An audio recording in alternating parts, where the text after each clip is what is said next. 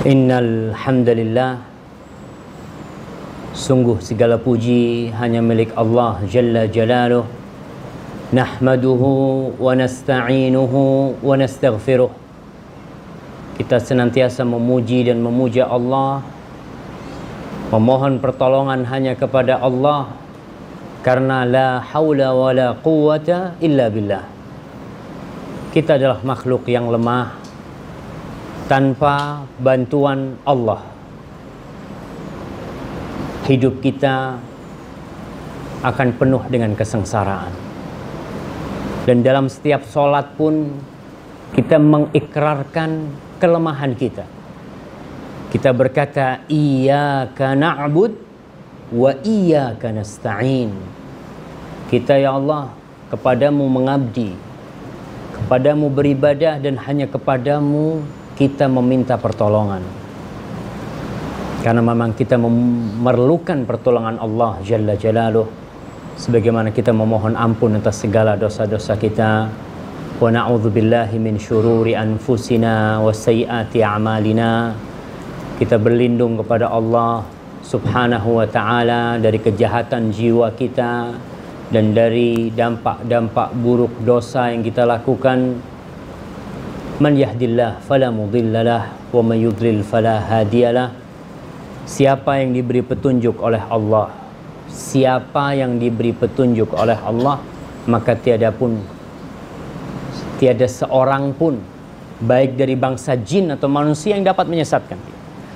Sebaliknya, yang disesatkan dalam kehidupan ini yang karena salah mendatangi kajian, salah berteman, salah baca buku, atau apa saja sebab-sebab kesesatan itu, maka dia tidak akan pindah dari kesesatan itu bila Allah tak berkehendak. Yakinlah dengan hal itu. Dan insya Allah kita semua yakin, karena kita senantiasa mengatakan ihdinas siratal mustaqim. Kita memohon kepada Allah agar diberi petunjuk ke jalan yang lurus. Wa ashhadu an la ilaha illallah wahdahu la syarikalah wa ashhadu anna Muhammadan abduhu wa rasuluh sallallahu alaihi wa ala alihi wa sahbihi. Dan saya bersaksi bahwa tiada ilah yang berhak untuk disembah kecuali Allah Jalla Jalaluh. Dia esa, tiada sekutu bagi Allah. Lahul mulku wa lahul hamdu wa huwa ala kulli syai'in qadir. Baginya segala bentuk kepemilikan, semuanya milik Allah. Baik yang ada di rumah kita atau yang kita pandang dengan mata kita, semuanya milik Allah. Walahul hamd, dan bagi Allah segala pujian, karena Dia yang berhak untuk dipuji. Terkadang kita nih manusia minta dipuji, ingin disanjung. Ingin dia apa Ustaz? Bahasanya Ustaz? Disanjung, ya. Disanjung tuh ingin disebut-sebut kebaikannya, dipuji. Apa yang kita lakukan sebenarnya? Kau tuh apa yang kau lakukan? Kau bisa sholat itu karena Allah. Saya bisa ceramah, siapa yang bikin saya bisa ceramah? Allah Jalla Jalaluh. Kita bisa bersedekah, Allah yang bikin kita bersedekah. Hati kita tergerak. Wa huwa ala kulli syai'in qadir. Dan Dia Maha kuasa atas segala sesuatu. Dan saya juga bersaksi bahwasanya Muhammad sallallahu alaihi wasallam adalah hamba utusan Allah, yang Dia diutus untuk menyampaikan risalah Allah. Maka kita tidak boleh beribadah kecuali dengan caranya Nabi kita. Kita harus percaya dengan semua yang disampaikan oleh Rasulullah sallallahu alaihi wasallam. Kita harus taat dengan perintahnya. Kita harus jauhi larangannya. Kalau tak mampu melaksanakan, jangan diakal-akali. Diakal-akali itu apa Ustaz? Sama diakal-akali itu. Gimana ini yang wajib jadi nggak wajib? Gimana yang haram ini ya jadi halal sedikit lah, nggak apa-apa. Jangan. Seorang yang beriman itu, Allah mensifati mereka di akhir surat Al-Baqarah apa? Amanar rasulu bima unzila ilaihi min rabbihi wal mu'minun kullun amana billahi wa malaikatihi wa kutubihi wa rusulih la nufarriqu baina ahadin min rusulih wa qalu sami'na wa ata'na ghufranaka rabbana wa ilaikal masir. Itu sifatnya orang beriman. Jadi model di militer. Di militer itu, nggak tahu di Singapura.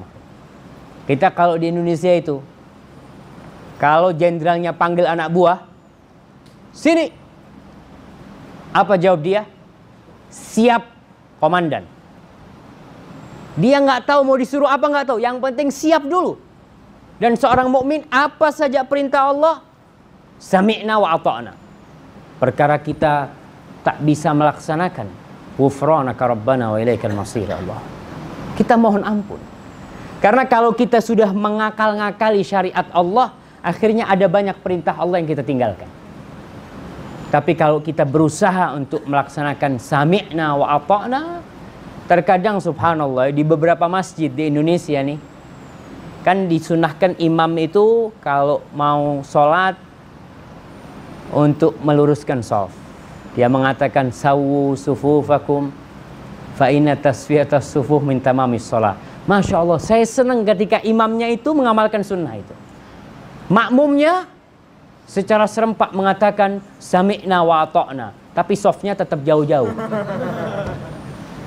Jadi saya berpikir, tuh sami'na wa ata'na itu bukan ucapan, itu perbuatan sebenarnya.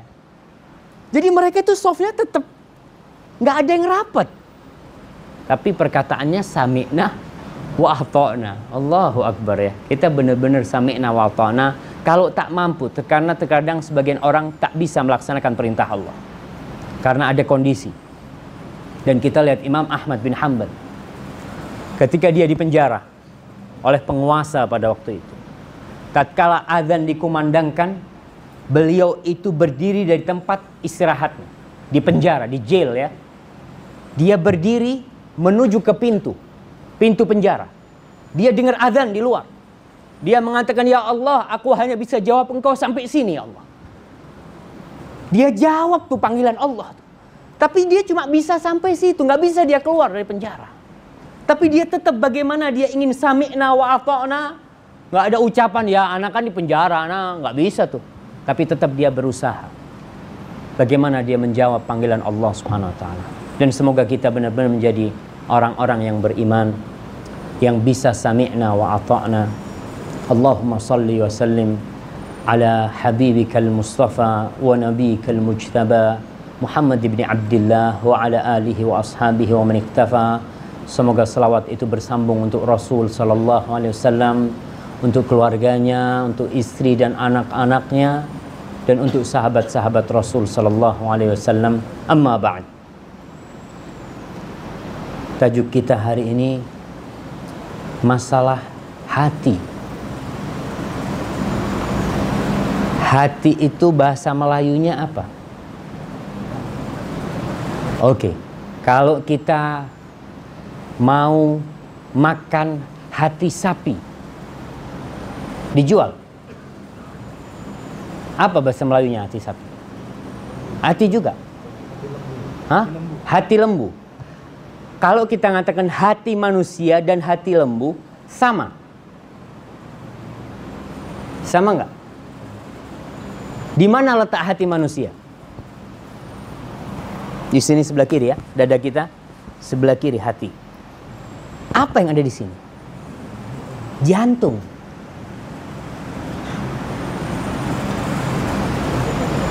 Kalau bahasa Inggrisnya jantung apa, Ustaz? Heart. Iya. Heart. Kalau hati lembu itu apa namanya? Liver atau apa? Liver. Jadi ada perbedaan. Yang dimaksud dengan hati di dalam Al-Quranul Karim dan di dalam sabda-sabda Rasul sallallahu alaihi wasallam itu sebenarnya heart, bukan liver. Orang kalau bilang sakit hati mesti dia taruh di dadanya, nggak taruh di livernya dia. Livernya di mana? Hah? Ana nggak tahu lah, sebelah sini. Tapi yang jelas ketika orang bilang sakit hati, yang dia maksud adalah jantungnya. Itulah sabda Rasul sallallahu alaihi wasallam, ala wa inna fil jasadi mudghah idza salahat salahal jasadu kulluh wa idza fasadat fasadal jasadul kulluh ala wahyal qalbu. Kata Rasul sallallahu alaihi wasallam, di tubuh manusia ini ada mudghah, itu segumpal darah. Bukan, daging. Kalau darah itu alaqah, itu baru darah. Dan liver kita dari darah. Beda dengan jantung kita. Rasul mengatakan di tubuh kita itu ada sepotong daging. Kalau daging itu sehat, kalau daging itu baik, maka seluruhnya akan baik. Daging itu, subhanallah. Tapi kalau dia rusak, sakit tuh jantungnya, maka seluruh tubuhnya sakit. Ma'asyiral muslimin rahimakumullah, yang dimaksud dengan sepotong daging itu adalah al-qalbu, yang bahasa Indonesianya jantung. Qalbu itu jantung, ya. Benar nggak jemaah? Hati, ketika seorang berbicara tentang hati, sebenarnya dia berbicara tentang jantung. Dan kita lihat, ada yang dokter di sini? Ada yang dokter? Para medis lah. Ana nggak tahu lah, jantung ini katanya tugasnya, Ustaz, dia sistem peredaran darah, ya. Dia memompa, kemudian dia sebarkan, dia masukkan lagi. Kalau itu rusak, subhanallah jemaah. Tuh orang-orang Indonesia pada ke Singapura tuh untuk memperbaiki jantungnya. Tapi hatinya nggak diperbaiki. Karena masuk Singapura, Masya Allah, ya. Kita ini benar-benar, mudah-mudahan Allah memberikan hidayah kepada orang-orang yang berada di sini. Jantung itu kalau udah sakit, ada yang namanya penyumbatan umpamanya, ya. Ada penyumbatan, kemudian pompanya terlalu keras sampai pecah, jadi stroke, nggak bisa. Jadi itu benar-benar organ yang sangat vital. Kalau rusak, kata Rasul, rusak semua. Ini sebagai pertanda bahwasanya yang disampaikan Rasul adalah wahyu dari Allah Jalla Jalaluhu. Baik itu hati secara medis, secara kedokteran, yang kita maksud jantung, ataupun jantung secara rohani kita. Itu memiliki peran yang sangat besar sekali dalam kesehatan kita, kesehatan tubuh kita. Ma'asyiral muslimin rahimakumullah. Orang yang hatinya sehat, Masya Allah, makan apa saja aman buat dia. Jantungnya sehat, ya, kita katakan. Nggak seperti orang yang sudah sakit jantungnya, mau makan ini, oh jangan, kata dokter tak boleh. Ada yang pakai jantung pasangan. Apa istilahnya itu? Apa? Jantung palsu. Masa ada jantung palsu? Ada yang pakai apa? Pakai baterai, pakai apa, ya? Pemicu jantung, ya. Na'udzubillah, ya, mereka itu. Ketika sudah sakit, baru mereka berobat. Kita ini ketika belum sakit jantung, seharusnya kita menjaga diri kita. Karena kalau udah sakit, susah diobatin. Baik itu hati kita, kalau sudah sakit, susah diobatin. Orang yang jantungnya bersih dan jiwanya mulia, apa yang akan dia dapatkan? Allah Subhanahu wa taala berfirman, "Yauma la yanfa'u malun wala banun illa man atallaha biqalbin salim." Ada hari jemaah, di mana pada hari itu tak bermanfaat tuh harta, tak ada guna itu anak-anak kita, kecuali satu manusia yang datang kepada Allah dengan hati yang selamat. Kita bicara ini supaya kita tahu, ketika kita menjaga hati, menjaga jiwa kita, kita tahu akan dapat apa. Manusia termotivasi untuk beramal karena ada iming-imingnya. Apa tuh iming-iming, Ustaz? Hah? Reward. Ya, ada reward tuh. Kayak antum mah, kalau kerja nggak digaji. Ana Masya Allah Ustaz, ana ini orangnya senang bekerja Ustaz. Kerja di perusahaan, ana alhamdulillah kerja 5 tahun nggak dibayar. Kayaknya nggak bakal dia kerja. Berhenti tuh, 1 bulan berhenti. Ketika nggak dibayar. Kita suka sama reward itu. Memang manusiawi. Allah pun memberikan reward kepada kita. Kau kalau bersihkan hatimu, kau jaga hatimu, jantungmu, jiwamu, akan ada rewardnya. Maka di dalam hadis-hadis Rasul, di dalam Al-Quranul Karim, Allah itu senantiasa mengingatkan dengan adanya hari akhir. Dengan adanya kiamat. Dengan adanya hari pembalasan.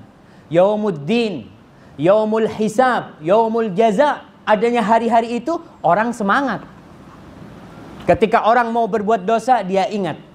Kau bakal dibalas tuh, ada neraka di sana tuh. Dia akan mundur.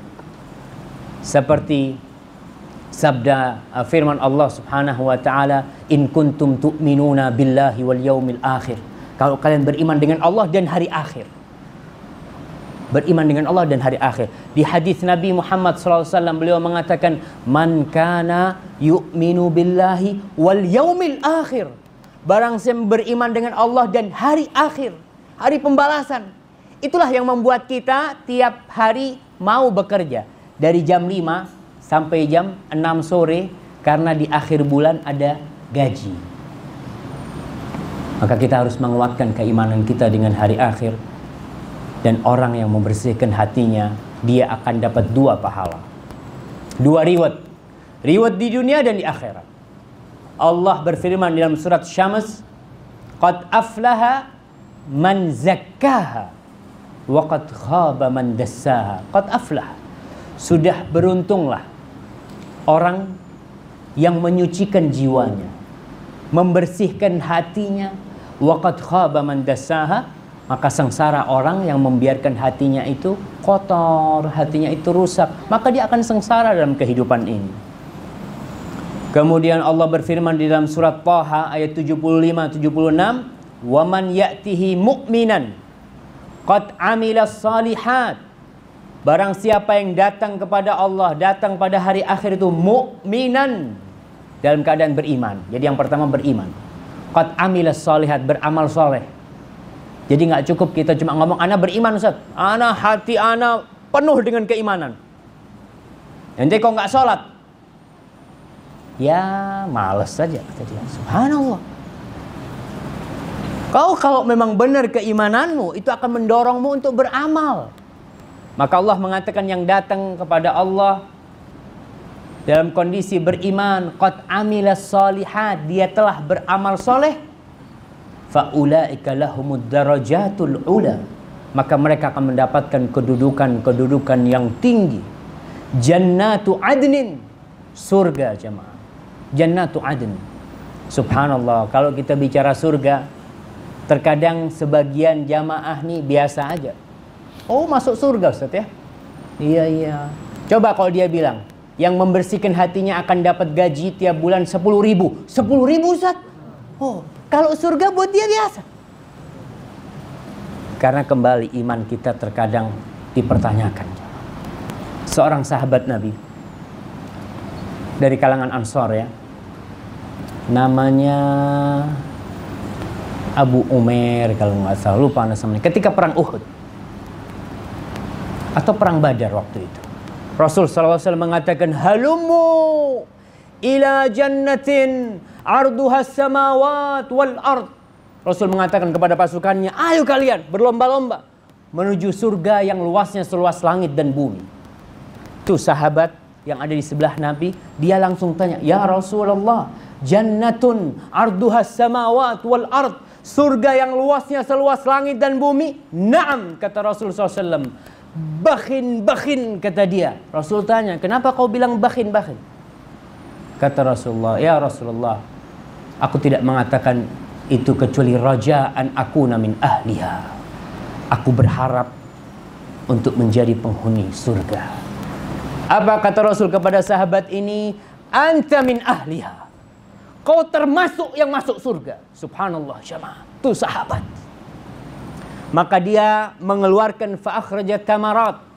Dia keluarkan kurma dari tempat pedangnya. Dia keluarkan tuh. Dia mau makan. Kemudian dia mengatakan la in ishtu hatta akula hadhihi tamarat la hiya hayatun tawilah, kata dia. Kalau aku masih hidup sampai aku habiskan kurma-kurma ini, maka itu kehidupan yang panjang, kata dia. Dia lemparkan kurma itu dan dia masuk ke medan perang Badar waktu itu. Dan dia meninggal syahid, jemaah. Subhanallah. Surga, jemaah. Orang yang membersihkan hatinya. Allah mengatakan jannatu adnin. Surga adn. Tajri min tahtihal anhar. Di bawahnya itu mengalir sungai-sungai. Khalidina fiha. Bukan cuma itu. Kalau yang kita dapatkan umpamanya, kau bekerja di kerajaan akan mendapatkan nanti di akhir tahun, kalau kau sudah mau mati itu, udah tua, kita kasih umpamanya rumah yang luasnya 1 hektar. Berapa 1 hektar? 1 hektar, 10.000 meter persegi. Kita kasih kau rumah itu. Selama kau hidup kau pakai. Tapi kita tahu mungkin umur tinggal 2-3 tahun. Kita kan tak akan bahagia. Kok nggak dari dulu dikasih rumah gitu kan? Kok baru sekarang? Maka Allah mengatakan surga Allah itu bukan cuma 3-4 tahun. Tidak 100 tahun. Tidak 1000 tahun. Tapi khalidina fiha. Selamanya akan berada di sana. Ketika orang tahu akan selamanya, maka kebahagiaannya semakin banyak di dalam hatinya. Itu buat siapa? Wadzalika jazaa'u man tazakka. Dan itu, reward itu diberikan kepada orang yang menyucikan, membersihkan dirinya. Subhanallah jemaah. Kemudian kalau kita jaga makanan kita, kita makan yang sehat, kita olahraga, kita lari tiap hari. Kira-kira yang sehat, kalau ana yang melakukan itu, kira-kira yang sehat ana apa Ustadz Saifuddin?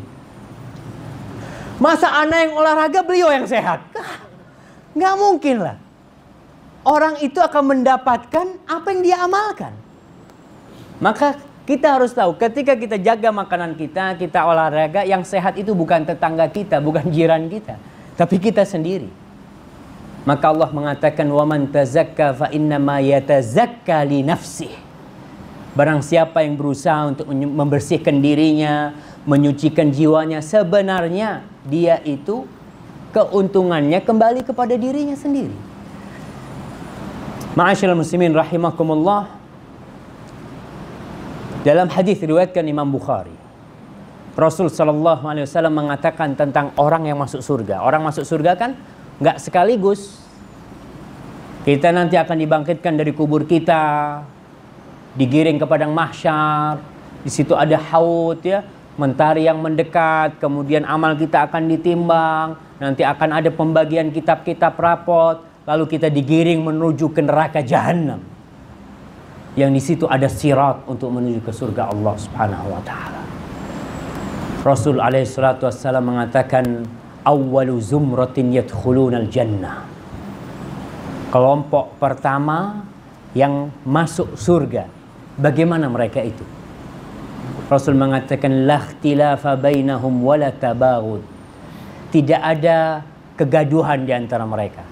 Tidak ada percekcokan di antara mereka. Ini perselisihan itu bermuasal dari mana? Dari hati. Wala tabaghud, tidak ada saling benci di antara mereka. Enggak ada. Qulubuhum ala qalbi rajulin wahid. Hati mereka seperti hatinya orang satu. Saling mencintai, saling menyayangi. Itulah orang yang pertama kali, kelompok pertama kali masuk surga. Dan kita tahu Rasul sallallahu alaihi wasallam mengatakan walladzi nafsi biyadihi. Rasul mengatakan demi yang jiwaku berada di tangannya. La yu'minu ahadukum hatta yuhibba li akhihi ma yuhibbu li nafsihi. Kalian tidak akan dikatakan beriman sampai engkau cinta dengan saudaramu seperti kau cinta dengan diri sendiri. Subhanallah jemaah. Kita ini sama saudara, kita ini saudara semuanya. Sebenarnya satu badan dalam jiwa yang banyak, tapi badannya satu. Maka kata Rasulullah SAW, seorang mukmin itu idashtaka minhu udhun, kalau tangannya kena duri, tangannya kena, betul kena duri saja, tahu kena duri atau kena paku, dia akan saling membantu. Badannya semua akan sakit. Bahkan secara medis dikatakan, Rasul ketika mengatakan seorang mukmin itu kal jasadil wahid, seperti satu tubuh. Idza ishtaka minhu udwun tada'a lahu sa'irul jasad bisahri wal humma. Seperti satu badan nih, kalau ada yang sakit, seluruh tubuhnya itu akan berusaha untuk merasakan sakit dia. Dia malam tak bisa tidur. Dia merasa panas, umpamanya sini yang sakit. Secara medis dikatakan darah itu semua mengalir ke tempat ini untuk menyembuhkan dia.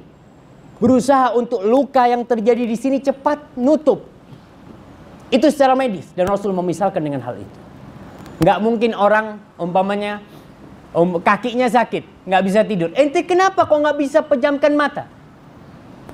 Kaki ana sakit. Ya, yang sakit kan cuma kakinya. Kenapa matanya tak bisa tidur? Karena kita satu badan. Nggak bisa tuh orang tidur kakinya sakit. Maka seorang mukmin tatkala saudaranya sakit, dia tak bisa tidur. Dia memikirkan saudara. Dia tak nyaman sendiri sedangkan saudaranya susah. Maka yang pertama masuk surga kelompok mereka adalah yang hati mereka itu seperti hati satu orang, tidak ada percekcokan, tidak ada pertikaian, tidak saling membenci di antara mereka. Dan di hadis lain diriwayatkan Imam Muslim, Rasul sallallahu alaihi wasallam mengatakan yadkhulul jannah aqwamun afidatuhum mithlu afidatit thair. Kata Rasul sallallahu alaihi wasallam, akan masuk manusia-manusia ke dalam surga yang hati mereka seperti hatinya burung, jemaah.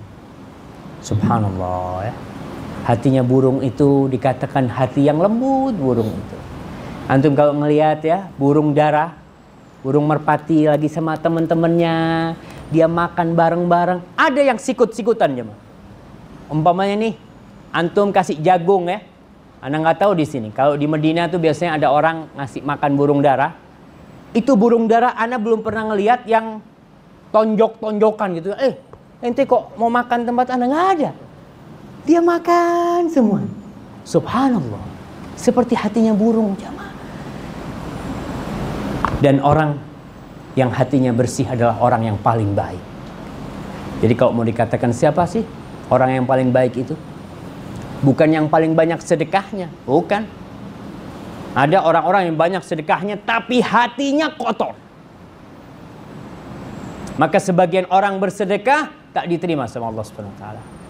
Allah Jalla Jalaluh mengatakan ya ayyuhalladzina amanu la tubtilu sadaqatikum bil manni wal adha. Wahai orang-orang yang beriman, jangan engkau membatalkan pahala sedekahmu itu dengan dengan mengungkit-ungkit. Aku pernah kasih kau dulu. Kenapa kau sekarang kok tak mau datang ke rumahku? Dia mengungkit-ungkit dan menyakiti orang yang baik bukan seperti itu. Nabi mengatakan, "Qila ya Rasulullah, ayyun nas afdal?" Nabi pernah ditanya, "Wahai Rasulullah, manusia manakah yang paling afdal? Yang paling baik?"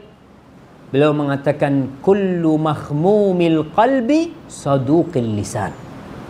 Orang yang paling baik adalah orang yang mahmumul qalb, saduq al-lisan. Para sahabat mengatakan, saduqul lisan na'rifuhu. Lisan yang jujur kita tahu maknanya. Wa ma mahmumul qalbi. Mahmumul qalbi itu apa artinya Nabi? Para sahabat tanya. Mereka orang Arab, tapi ada kata-kata Arab yang tak biasa dipakai dalam keseharian, sehingga mereka perlu bertanya kepada Nabi apa yang dimaksud dengan mahmumul qalbi. Kata Rasul sallallahu alaihi wasallam, qala at-taqi an-naqi alladhi la ithma fihi wala baghi wala hasad. Subhanallah, yang disebut orang yang mahmul qalb, yang hatinya baik, dia adalah seorang mukmin yang bertakwa, seorang mukmin yang bersih hatinya, tidak ada dosa, tidak ada kezaliman, dan tidak ada hasad, tidak ada iri dengki, jemaah. Subhanallah. Maka jadilah orang yang seperti itu. Hadis ini diriwayatkan oleh Al-Mundhiri dalam Targhib Tarhib, dan hadis ini sahih. Nabi kita Muhammad sallallahu alaihi wasallam berapa kali dicuci hatinya? Siapa yang bisa jawab? Ana kasih hadiah. Tapi hadiahnya air aja, enggak apa-apa lah. Kan ini punya ana, Ustaz. Ana boleh bagi-bagi. Fadhal. Berapa kali? Angkat tangan yang mau jawab lah. Nah, antum udah jawab mah, yang lainnya. Fadhal yang di sini. 2 kali. Kapan dan kapan? Ketika Isra Mi'raj. Nah. Yang kedua?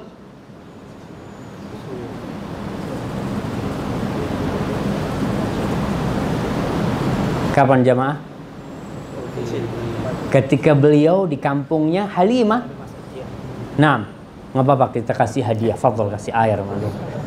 Insyaallah. Iya, yang pertama ketika beliau masih dalam pengasuhan Halimah As-Sa'diyah di kampungnya sana. Datang tuh malaikat Jibril. Dibelah tuh dadanya. Dikeluarkan kotoran dari hati Rasul sallallahu alaihi wasallam. Dari jantungnya kita bicara ya. Ada kotoran hitam dikeluarkan, dibedah, lalu dicuci, dibejana dari emas dengan air Zam-Zam. Dan hati itu dimasuki hikmah-hikmah. Jadilah, dari kecil berarti kita harus menjaga hati kita. Kita mah nggak bisa sekarang mau operasi, dok. Tolong dok, ini anak sering digoda sama setan, dok. Nggak bisa sekarang. Itu khusus untuk Rasul Sallallahu Alaihi Wasallam. Dan dibelah nyata jamaah. Nyata dibelah dan ada jari di dada Rasul Sallallahu Alaihi Wasallam. Anas bin Malik melihat hal itu. Dan ketika beliau hendak berjumpa dengan Sang Pencipta untuk naik Isra Mi'raj, hati beliau dicuci kembali. Umurnya berapa waktu itu? Sekitar berapa Ustaz? 50 tahunan lah ya. Sebelum beliau hijrah, ketika menerima wahyu wajib sholat, beliau dibelah lagi dadanya, sama dibersihkan, kemudian baru berangkat ke Sidratul Muntaha. Itu Rasul Sallallahu Alaihi Wasallam. Karena beliau akan menyampaikan amanah yang begitu agungnya, maka kita harus berpikir bagaimana cara membersihkan hati kita. Ma'asyiral muslimin rahimakumullah. Ada 2 penyakit hati yang membuat hati kita sakit nih. Kalau secara medis, orang yang jantungnya sakit itu biasanya pola hidupnya, pola makannya tidak baik. Dia makan semua, dia makan. Dia tak pilah-pilah dia makan. Yang kedua, tak olahraga. Maka dia akan sakit. Udah makan macam-macam, tak ada olahraga lagi. Adapun hati kita itu sakit karena 2 penyakit. Yang pertama penyakit syubuhat. Syubuhat ini apa bahasa Melayunya? Keraguan-raguan, kerancuan, apa? Samar-samar. Yang kedua syahwat. Penyakitnya itu 2, kerancuan-rancuan. Manusia ini ada 2 macam. Ada manusia yang ahli ibadah, ada manusia yang condong kepada kemaksiatan. Kalau yang ahli ibadah dikasih kemaksiatan, nggak condong dia. Na'udzubillah, na'udzubillah. Nggak mau dia. Diajak berbuat dosa nggak mau. Tapi iblis datang dengan memberikan kerancuan kepada dia dalam agamanya. Dia ibadahnya udah baik. Bagaimana ibadahnya itu keluar dari Islam yang benar. Seperti contohlah kelompok-kelompok yang ngebom bunuh diri, ngebom sana, ngebom sini. Itu karena syubuhat. Karena hatinya sakit dengan penyakit syubuhat. Dikatakan kau kalau ngebom langsung masuk surga. Masya Allah. Enak banget masuk surga kayak gitu. Orang kita aja bunuh diri sendiri, itu masuk neraka. Apalagi bunuh orang lain. Orang yang bunuh dirinya sendiri dalam Islam itu akan masuk neraka. Dia punya tubuh sendiri, bukan punya orang. Bagaimana kalau dia membunuh orang lain yang tak halal darahnya untuk dibunuh? Itu pemikiran, artinya penyakit yang lewat pemikiran, syubhat. Aliran-aliran yang ada ya, seperti model di Indonesia itu pernah ada seorang ngaku jadi nabi. Namanya Ahmad Musaddiq. Tahu semua Ahmad Musaddiq? Ngaku jadi rasul. Yang saya nggak heran, ada orang-orang yang memang digoda sama setan ya. Yang saya heran banyak yang ikut. Kok bisa tuh ikut, ngaku rasul ikut? Pakai dasi rasulnya itu, Masya Allah, pakai jas. Dapat duit dari mana dia nggak tahu. Tapi yang jelas musuh-musuh Islam berbuat di sini. Itu penyakit syubhat berat jamaah. Karena orang kalau kena penyakit syubhat, dia mengira yang dia lakukan benar. Kalau orang kena penyakit syahwat, dia tahu dosa yang dia lakukan. Ente kenapa umpamanya main judi? Ya Allah, bas ana doakanlah mudah-mudahan dapat hidayah. Tapi kalau orang yang kena syubhat, ente kenapa ikut teroris itu? Ini yang benar kata dia. Susah mau kasih hidayah dia. Karena dia meyakini yang kemudian itu paling bahaya, fitnah syubhat. Dan kita berdoa semoga kaum muslimin diberi hidayah oleh Allah Subhanahu wa taala. Karena fitnahnya teroris, khawarij ini sangat berat sekali dan dia mencoreng nama Islam.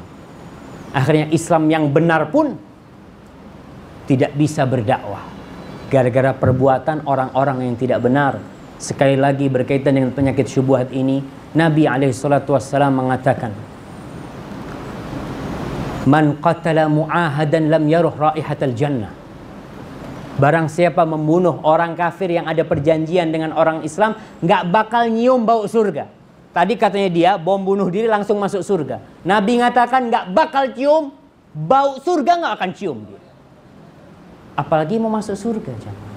Maka hati-hati dengan penyakit ini. Dan penyakit ini di dalam surat Al-Baqarah ayat 10 Allah berfirman, fi qulubihim maradun fazadahumullahu marada walahum adzabun alimun bima kanu yakdzibun. Orang-orang munafik di dalam hati mereka ada penyakit dan Allah tambah tuh penyakit. Maka semakin susah untuk dapat hidayah karena mereka menyimpang, Allah simpangkan mereka. Kalau dia mau cari kebenaran, niscaya Allah akan memberikan bimbingan kepada mereka kepada kebenaran itu. Ini berkaitan dengan penyakit syubhat dan kita harus hati-hati, baca buku harus hati-hati, datang kajian kita paling enggak harus punya basic Quran dan Sunnah. Kita tahu enggak ada nabi setelah Nabi Muhammad. Maka kalau ada orang ngomong aku nih nabi, bohong, tahu kita. Tapi kalau enggak pernah sekolah, dari mana dia tahu? Dia melihat orangnya soleh. Seperti umpamanya Mirza Ghulam Ahmad yang dari India. Banyak pengikutnya. Kok bisa? Karena kita tak punya ilmu. Jadi untuk syubhat, caranya dengan ilmu, dengan belajar yang benar. Adapun syahwat ini yang dimaksudnya syahwat dunia. Allah Subhanahu wa taala berfirman, ya nisa'an nabi lastunna ka ahadin minan nisa. Wahai istri-istri Nabi, kalian ini enggak sama dengan wanita-wanita lain. Enggak sama kalian. Ini taqaitunna, kalau kalian bertakwa. Fala takhda'na bil qaul. Jangan melembah lembutkan perkataan. Fayatma'al ladzi fi qalbihi marad. Maka orang yang di hatinya ada marad, ada penyakit, dia akan berambisi. Suka sama kita. Jadi perempuan nih kalau ngomong sama lelaki, jangan ahlan, apa kabar? Tuh laki Masya Allah, nih kayaknya mau nih. Orang yang punya penyakit kalau ngomong nggak boleh perempuan. Kalau ngomong sama lelaki yang tegas. Lelaki yang bukan mahramnya ya. Kalau sama suaminya ya terserah. Karena ada juga suami-suami yang kalau telepon sama sekretarisnya, sama apa, Ahlan, apa kabar? Kalau sama istrinya, iya. Ada apa? Subhanallah. Sama istrinya yang seharusnya dia itu lemah lembut, kebalik. Dia lemah lembut sama wanita lain. Maka perempuan-perempuan kalau ngobrol, dia tak usah, apa istilahnya Ustaz? Kayak merayu-rayu ya. Biasanya itu perempuan kalau suruh belanja, kalau shopping tuh, pinter merayu tuh. Ayolah, kata dia, jangan mahal-mahal gitu kan. Itu nggak boleh itu. Itu yang pedagangnya, yang jaga kedai itu langsung lihat. Iya, nggak apa-apa sudah, itu kan. Allah mengatakan fala takhdha. Istri Nabi nggak boleh. Istri Nabi, apalagi dengan wanita-wanita yang lainnya. Maka yang tegas, kalau bicara yang biasa, kalau telepon sama orang laki, sama tuan-tuan, ya bicaranya tidak usah dengan meliuk-liuk ya, mendayu-dayu, itulah nggak boleh. Fayat ma'alladhi fi qalbi, yang di hatinya ada penyakit syahwat tuh langsung tergoda dia. Ma'asyiral muslimin, hati ini bolak-balik. Kalau kita bicara hati ini, subhanallah ya, nggak bisa tetap lurus. Al-qalbu, dinamakan dalam bahasa al-qalbu itu litaqallubihi, kata Nabi, karena dia memang bolak-balik. Umpamanya nih, kita berangkat haji atau berangkat umroh, udah, ana nggak mau ngomong sama kawan-kawan, nggak boleh ada yang tahu. Kenapa? Supaya ana ikhlas, ana bisa jaga hati. Sampai di Mekah, selfie dia, kirim ke mana? Taruh di DP-nya di depan Ka'bah. Semoga Allah mengampuni dosaku. Awalnya kepingin nggak ada yang tahu dia, tapi satu kampung tahu semuanya. Hatinya subhanallah. Dia pulang, kemudian pulang dari umroh, nggak ada yang tahu. Sampai di sini dia berusaha untuk menjaga hatinya. Anak kepingin nggak ada orang tahu. Ketika teman-teman kawan-kawan ngomong masalah umroh, wah sekarang umroh itu panas banget. Oh iya panas banget. Memang anak kemarin itu, dia yang maunya muncul juga. Hati ini jamaah, Allahu Akbar ya. Benar-benar yataqallab, kata Rasul sallallahu alaihi wasallam, mathalul qalbi kamathali rishatin bi ardi falatin yuqallibuha ar-rih dhahran li batnin. Hati itu seperti bulu burung ya, di padang pasir. Ada bulu kadangkala, sama bulu burung tuh. Kalau kena angin itu bolak-balik dia, nggak netep jamaah. Oleh karena itu Rasul sallallahu alaihi wasallam senantiasa berdoa, ya muqallibal qulub tsabbit qalbi ala dinik. Nabi yang udah dicuci hatinya masih mengatakan ya muqallibal qulub tsabbit qalbi ala dinik. Apalagi kita jamaah. Ya Allah, wahai zat yang membolak-balikkan hati, tetapkan hatiku di atas agamamu. Ada nafsu. Para ulama ketika berbicara tentang nafsu, mereka menceritakan bahwasanya nafsu kita itu adalah komandan hati. Nafsu itu pemimpin hati kita. Kalau nafsunya sudah tunduk, hati akan aman. Karena yang memberikan masukan itu nafsu kepada hati kita. Dan Allah mensifati nafsu, innan nafsa la'ammaratum bisu. Sesungguhnya nafsu itu selalu menyuruh kepada kejahatan. Itu tugas nafsu memang seperti itu. Maka kita harus belajar dari bayi. Baby ketika kecil tuh Masya Allah, dia itu nangis, menjerat-jerit. Ketika didekatkan ke tete ibunya, sunyi senyap, tak ada suara. Karena dia mendapatkan apa yang dia inginkan. Jalan lari-lari, nangis lagi, digendong sama ibunya, ditaruh. Subhanallah, tak ada suara. Malam hari, lagi tidur nih, anaknya nangis, si ibunya merem, pegang kepalanya, dekatkan. Diam. Subhanallah, nafsu seperti itu. Sampai kapan bayi ini, baby ini akan seperti itu? Sampai kita yang membuat dia tidak seperti itu. Kalau tetap seperti itu, sampai umur 5 tahun dia tetap nyusu sama ibunya. Tapi kita harus berusaha untuk memisahkan dia. Sampai dikatakan an-nafsu katifli.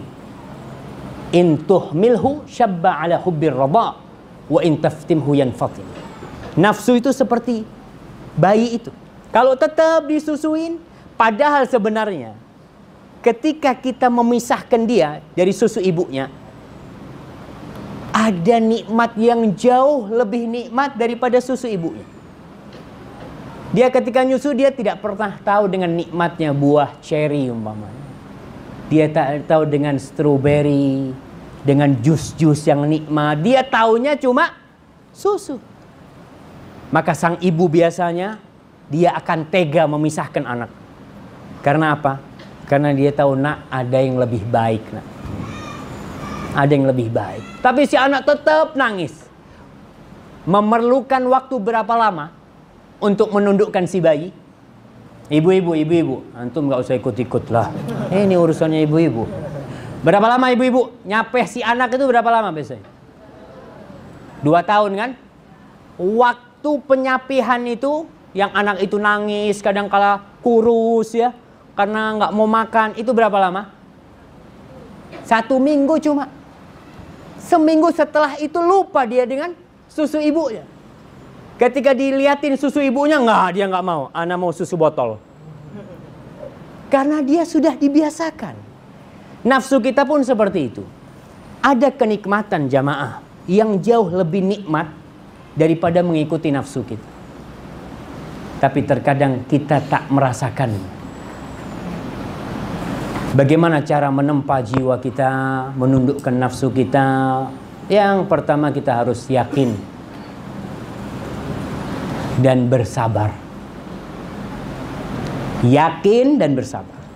Kalau kita yakin bisa, insya Allah bisa. Tapi kalau kita ngomong, ya Allah Ustaz, seperti orang yang perokok. Kadangkala perokok itu ingin berhenti merokok, tapi dia nggak yakin bisa berhenti. Susah Ustaz, nggak bisa berhenti. Ya gimana mau berhenti, orang dia sendiri yang bikin susah. Dia nggak yakin. Orang berhenti merokok yakin, ana bisa, ana yakin bisa. Bisa jamaah, subhanallah. Ana pernah punya teman waktu haji tahun berapa? Ketika haji, dia ngomong, Ustaz, ana ini meninggalkan yang haram-haram lainnya, masa ana masih merokok? Ana mau berhenti rokok, Ustaz. Dia ngomong mau berhenti, ana harus berhenti, dan mulai hari itu sampai sekarang tak pernah merokok lagi dia. Memang berat, yaitu sabar. Bisabri wal yakin tunalul imamatu fid din. Dengan sabar dan keyakinan, kedudukan yang tinggi dalam agama akan kita raih. Tapi kalau dengan malas-malesan, ya umpamanya kita ke masjid jamaah, terkadang buat kita, Ustaz, masjidnya jauh, Ustaz, capek jalan. Biasanya kita melatih diri kita berapa lama? Seminggu, 2 minggu, sebulan. Setelah itu kalau dengar azan, nggak bisa kita tetap duduk di rumah. Karena hati sudah ada di masjid jamaah. Nggak bisa, Ustaz. Bahkan sebagian orang yang biasa sholat berjamaah ke masjid, lalu dia karena kesibukannya atau apa nggak sholat, dia kadang-kala nggak sholat. Karena dia berpikir sudah sholat di masjid. Karena dia tak biasa sholat di rumah. Hatinya sudah ada di masjid. Dia lupa biasanya. Itu karena memang hati yang sudah ditempa dengan kesabaran dan keyakinan, insya Allah bisa. Nafsu kita bisa kita tundukkan. Karena nanti nafsu itu akan menjadi nafsul mutmainnah. Ketika mutmainnah baru masuk surga. Ya ayyatuhan nafsul mutmainnah, irji'i ila rabbiki radiyatan mardiyah, fadkhuli fi ibadi wadkhuli jannati. Ana mau minta izin. Bismillah.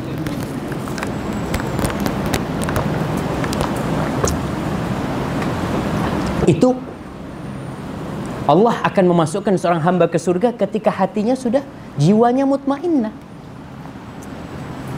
Kalau tadi contoh bayi, contoh yang lebih ekstrim nih,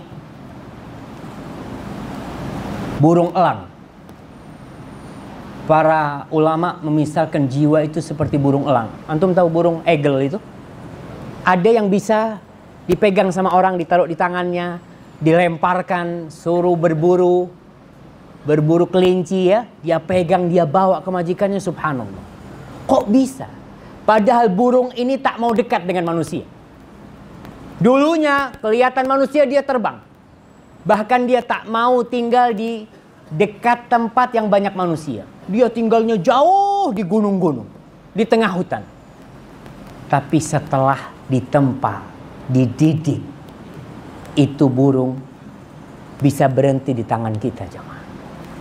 Ketika kita lemparkan, dia pegang kelinci, dia tak makan tuh kelinci. Dia cuma tangkap. Dia tahu, nih buat majikanku. Majikanku yang baik sama aku kasih dia ini. Arnab. Sini Arnab. Arnab, bahasa Arab Arnab. Masya Allah ya. Di Singapura kelinci Arnab. Ana minum lagi, Ustaz, nggak enak. Iya, Arnab. Kalau Arnab jadi burung elangnya kita ganti soker. Bahasa Arabnya itu soker, burung elang itu.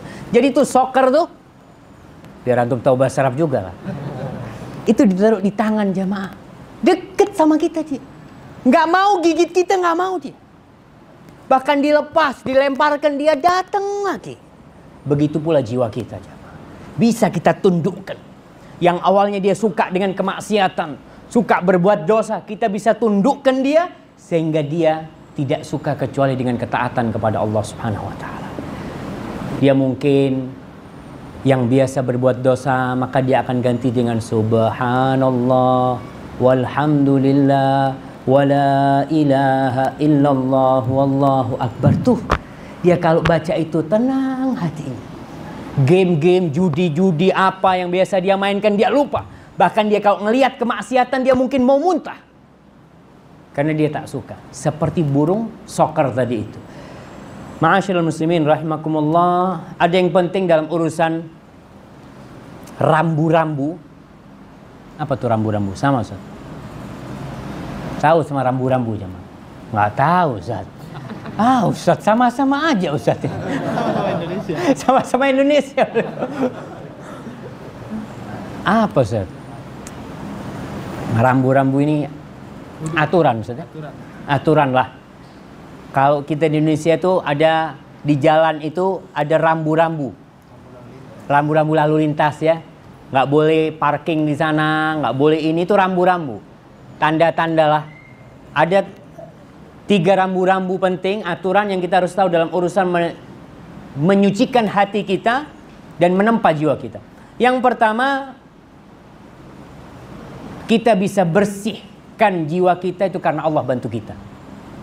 Bukan karena kita sendiri. Jadi jangan merasa, oh ana. Lah. Kita bisa menempa jiwa kita karena Allah Subhanahu wa taala. Allah berfirman, "Falaula fadlullahi 'alaikum wa rahmatuhu lakuntum minal khasirin." Andai kata bukan karena fadlullah, karunia Allah kepada kalian dan rahmatnya, pasti kalian menjadi orang-orang yang merugi. Allah mengatakan di surat itu, surat An-Nisa ya. Di surat An-Nur juga ayat 10, ayat 14, ayat 20. Di Nur ayat 21 Allah mengatakan walaula fadlullah alaikum wa rahmatuh.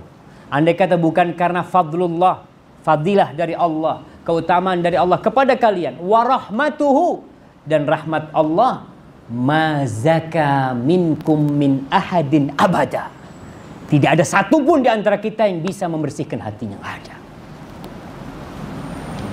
Jadi kita bisa bersih hati karena Allah Subhanahu wa taala. Walakin Allah yuzakki man yasha. Allah membersihkan siapa yang dia kehendaki. Yang kedua, doa adalah senjata yang utama. Kita sudah berbicara masalah doa. Doa Nabi, salah satu doa Nabi itu ya muqallibal qulub tadi itu. Kemudian doa Rasul sallallahu alaihi wasallam, Allahumma ati nafsi taqwaha wa zakkiha anta khairu man zakkaha anta waliyuha maulaha. Itu doa Nabi. Hafal semua. Coba kita baca tuh. Allahumma ati nafsi taqwaha wa zakkiha anta khairu man zakkaha anta waliyuha wa maulaha. Masya Allah, udah hafal semua tuh, Masya Allah. Sekali langsung hafal. Alhamdulillah. Itu artinya Allahumma ati nafsi taqwaha, ya Allah berikan kepada jiwaku ketakwaannya, dan zakiha, sucikan dia. Kau sebaik-baiknya menyucikan jiwa itu. Anta waliyuha maula, kau yang memiliki jiwa itu ya Allah, kau yang mempunyainya, maka kau yang bisa membersihkannya. Itu doa. Kemudian yang ketiga, rambu-rambu yang ketiga yang penting, bercermin kepada Nabi. Nabilah uswah hasanah. Karena ada orang yang menyucikan jiwanya dengan cara-cara tak islami, tapi seakan-akan islami. Seperti orang yang tak mau makan daging. Enggak. Ada kelompok yang mereka tak mau makan daging. Ana mau makan rumput saja. Insya Allah. Supaya hatinya bersih. Nggak bisa. Rasul SAW makan daging. Kalau ada ya, kalau ada Nabi. Kalau ada Nabi makan daging. Nggak ada ya Nabi puasa. Jadi kalau ingin membersihkan jiwa kita, menata hati kita, maka caranya gimana Rasulullah menata? Jangan bikin aturan-aturan baru. Umpamanya aku ingin menyucikan hatiku dengan bersemedi di sebuah, di mana di sana semedi saya? Di gua dia semedi. Kenapa? Aku ingin membersihkan. Nggak ada tuh dalam Islam. Ustaz, Nabi itu dulu bersemedi tuh di gua Hira. Beliau ketika itu sebelum datang wahyu. Setelah datang wahyu selesai. Nabi nggak berangkat lagi kemana? Ke gua Hira lagi, nggak ada. Itu tahannuts yang memang ada di agama sebelumnya dan sekarang udah diganti di dalam Islam. Yang ingin membersihkan hatinya dengan bersemedi di mana? Di masjid i'tikaf. I'tikaf berpisah dari dunia. Nah, kita berangkat ke masjid i'tikaf. I'tikaf ke masjid 10 hari Ramadan, tapi tetap Facebook. Nah, ente memang di masjid badannya, tapi pikirannya ada di luar sana. Nggak boleh, berhenti semuanya. Kalau memang benar-benar i'tikaf ya i'tikaf. I'tikaf itu mentahbis, menghabis, memenjarakan diri ya, memenjarakan tubuhnya di masjid, hatinya kepada Allah. Itulah orang kalau ingin caranya Nabi ya itu ada i'tikaf di masjid, bukan i'tikaf di gua jemaah. I'tikafnya di masjid. Gimana Ustaz waktunya Ustaz? Boleh lanjut jemaah? 10 menit lagi. Kalau tadi itu rambu-rambunya aturannya, gimana langkah-langkah supaya hati kita bersih? Yang pertama membenahi tauhid kita. Soalnya akar hati kita ini sebagai tempat tumbuhnya akar. Hasilnya, buahnya itu ya amal perbuatan kita. Kalau hatinya bersih dengan tauhid, maka semua amalannya insyaallah akan bersih. Allah Subhanahu wa taala berfirman, "Alam tara kaifa daraballahu mathalan kalimatan thayyibatan kasyajaratin thayyibatin asluha thabitun wa far'uha fis sama tu'ti ukulaha kulla hinin bi'izni rabbiha." Apakah kalian tidak melihat bagaimana Allah memberikan perumpamaan kalimat yang baik? Kalimat yang baik ini adalah la ilaha illallah, kalimat tauhid. Seperti pohon yang baik pula, asluha thabit, akarnya itu masuk ke dalam bumi. Wa far'uha fis sama, cabangnya, rantingnya itu sampai ke langit.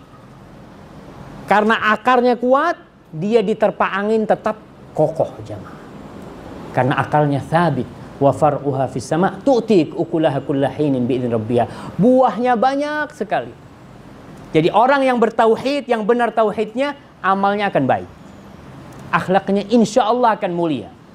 Karena hatinya sudah baik, maka tauhid yang pertama yang perlu diperbaiki. Ibnul Qayyim mengatakan, fa'aslu ma tazku bihil qulub wal arwah wa tauhid. Dan pokok yang dengannya hati dan jiwa bersih itu yang pertama adalah tauhid kepada Allah Subhanahu wa taala. Yang kedua, memperbanyak amalan-amalan sunnah. Dan kita sudah tahu kalau orang banyak amalan sunnah bakal dicintai sama Allah Subhanahu wa taala. Kemudian yang ketiga, keluarkan zakat. Bayar zakat. Karena Allah mengatakan, khudh min amwalihim shadaqatan tutahhiruhum wa tuzakkihim biha. Muhammad, ambillah dari harta mereka itu sedekah, zakat, tutahhiruhum, yang engkau dengan zakat itu membersihkan mereka, wa tuzakkihim biha, dan menyucikan jiwa mereka. Jadi orang yang suka bersedekah, dia itu tak takut miskin. Jiwanya ini terkadang cinta sama harta, dan kita cinta sama harta. Ada yang tak suka sama uang di sini. Yang tak suka sama uang itu cuma Arnab. Antum kalau kasih $10 sama Arnab tuh, dilihat sama dia. Nanti nggak salah ngasih duit sama dia. Dia nggak suka. Tapi kalau manusia, subhanallah, cinta dia dengan harta, tapi kita dipaksa untuk mengeluarkan. Dan itu bisa membersihkan jiwa kita. Jangan kita diperbudak dengan uang itu, jangan. Kita ini terkadang untuk sedekah jamaah sulit. Karena cinta kita dengan harta, tapi ingat itu termasuk jalan untuk membersihkan jiwa kita. Yang keempat, istighfar. Banyak-banyak istighfar, duduk kita, berdiri kita.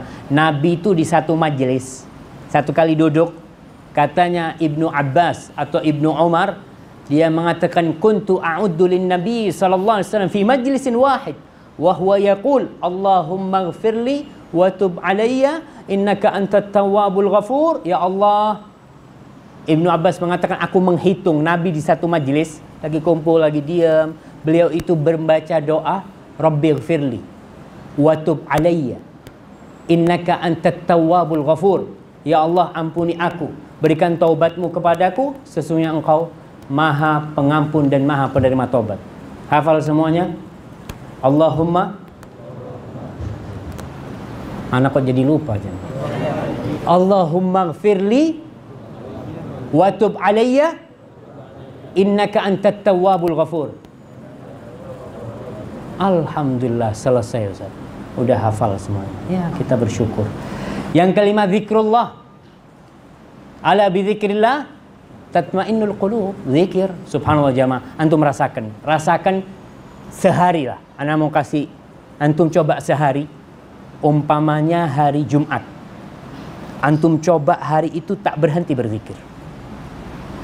Tak berhenti berzikir, beristighfar, sholawat terus hari itu. Jangan cakap kecuali ada perlunya. Sehari aja.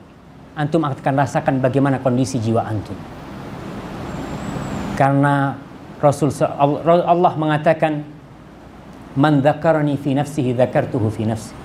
Allah akan ingat kita jemaah. Sehari ya, kita bukan sehari ya sampai mati sebenarnya kita berzikir. Tapi paling enggak kita ini kan ingin merasakan, betul enggak? Yakinlah betul. Maka coba. InsyaAllah hari-hari kita akan penuh dengan kebahagiaan dan ketenangan. Karena Allah berfirman, وَمَنْ يَعْشُ عَنْ ذِكْرِ الرَّحْمَنِ نُقَيِّدْ لَهُ شَيْطَانًا فَهُوَ لَهُ قَرِينٌ. Barang siapa yang berpaling dari zikrul Rahman, mengingat Ar-Rahman, maka kita akan jadikan teman dia syaitan yang menemani dia. Yang keenam, sering mengingat kematian. Kita ini kalau ngantar orang mati, entah di Singapura sini, terkadang di beberapa negeri ya, itu tidak semuanya. Ketika memakamkan kuburan, memakamkan jenazah, itu pada ketawa-ketawa di kuburan. Wah, cerita-cerita di kuburan. Subhanallah. Di kuburan tempatnya ingat mati. Maka sekali-kali kita ke kuburan. Ana mau tanya, antum kapan terakhir ke kuburan? Ziarah kubur, bukan ngantar jenazah.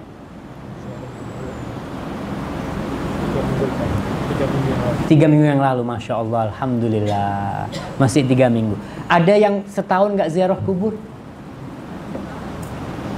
Ibu-ibu, ada khilaf di antara para ulama tentang ibu-ibu. Apakah ibu-ibu boleh ziarah kubur? Pendapat jumhur ulama, boleh. Asalkan tak dijadikan kebiasaan. Dan ibu-ibu kalau mau ziarah kubur, adabnya dijaga. Ziarah kubur pakai parfum, dengan apa, lipstiknya. Ente mau ingat mati apa mau ingat hidup? Tujuannya ke kuburan tuh ingat mati. Maka pakai pakaian yang syar'i dan di sana untuk mengingat mati. Para ulama mengatakan tentang sabda Rasul sallallahu alaihi wasallam, kuntu nahaitukum an ziyaratil qubur ala fazuruha fa innaha tudzakkirul akhirah. Dulu aku pernah melarang kalian ziarah kubur, kata Nabi. Sekarang ziarah kuburan karena dia mengingatkan akhirat. Karena untuk ingat akhirat ini kita boleh ziarah kuburnya orang kafir. Imam Nawawi mengatakan nggak apa-apa, tapi bukan untuk mendoakan, untuk ingat mati. Umpamanya nih, itu ziarah kubur yang tanpa safar ya, tanpa perjalanan. Momennya kita tahu di Singapura ini ada orang paling kaya, kemudian mati. Antum ngomong, anak mau datang ke kuburannya, mau lihat. Oh, ternyata duitnya nggak ada yang dibawa, kata dia. Kuburannya cuma segitu. Itu kita akan, Masya Allah ya. Orang yang kaya raya ternyata nggak dibawa, mati dunianya. Untuk ingat akhirat kita. Yang ketujuh, tutup segala pintu yang merusak hati. Jadi hati kita ini ada pintu-pintunya. Pintu-pintu hati itu adalah panca indera kita. Mata kita, pendengaran kita, ya. Kita harus tutup. Jangan melihat yang merusak hati kita. Jangan mendengarkan yang merusak jiwa kita. Jangan. Kita tutup. Karena kalau kita lepas, kita umpamanya mau tahu lah, ada perempuan lewat. Insya Allah lihat enggak ya? Sekalilah lihat ya Allah. Kadang-kala dia ngomong, sekali Allah, bismillah. Subhanallah. Ketika dia buka, tuh langsung masuk ke hatinya. Di dalam sebuah hadis dikatakan pandangan itu adalah sahmun min sihamil iblis al-masmumah. Pandangan itu adalah anak panah iblis yang beracun.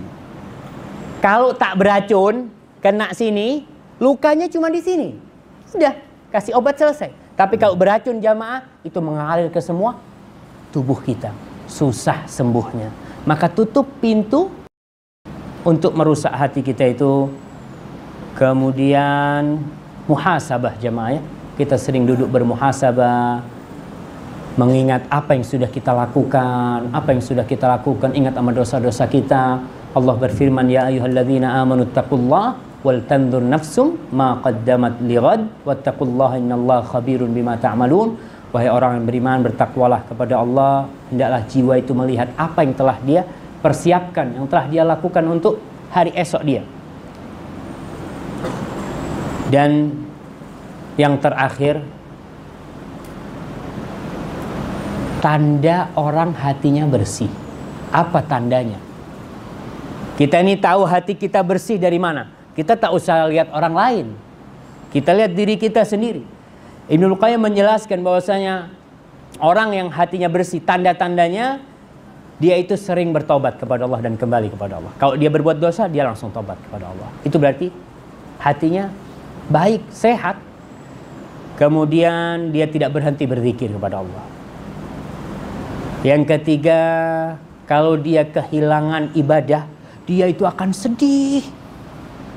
Umpamanya, dia ketiduran tak sholat berjamaah di masjid karena tertidur. Dia tuh hatinya, ya Allah, kenapa aku nggak sholat ke masjid? Dia pikir hilang tuh pahala dia, langkah dia. Pahala 27, dia sholat di rumah cuma 1 pahala aku dapat ya Allah. Kalau ke masjid 27 aku dapat. Dia tuh hati orang bersih tuh selalu merasa berat. Tidak seperti orang yang kehilangan duit. Ada orang yang karena hatinya penuh dunia, kehilangan duit, dia susah.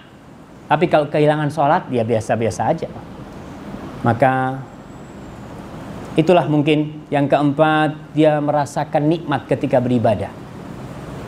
Ketika sholat tuh nikmat sekali.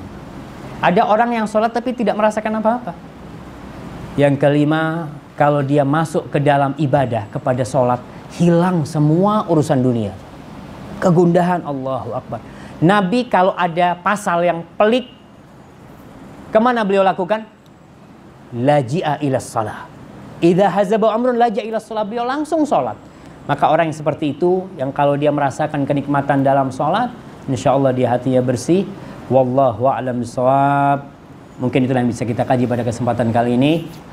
Kalau benar itu dari Allah Subhanahu wa taala, kalau ada yang salah itu dari diri saya sendiri, Allah dan Rasulnya terbebaskan dari kesalahan itu. Fadhal Ustaz.